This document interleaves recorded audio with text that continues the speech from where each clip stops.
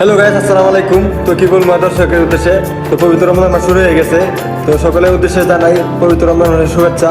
তো ইনশাল্লাহ 30টা রোজা জানাতে অবশ্যই চেষ্টা করবেন, আর বিশেষ করে তারাবি নামাজটা সকলে চেষ্টা করবেন পড়ার জন্য। আর আমরা পড়বো ইনশাল্লাহ।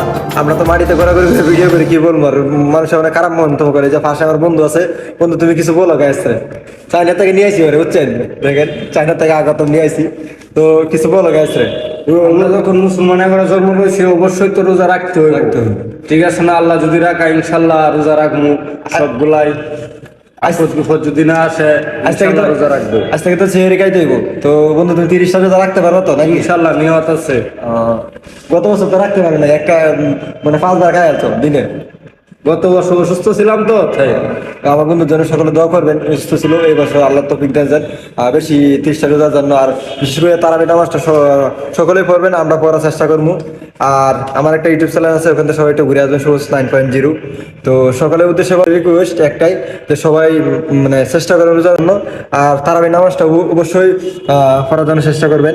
আর আমরা বিশেষ করে বলতেছি, যারা আমাদের খারাপ কমেন্ট করেন অথবা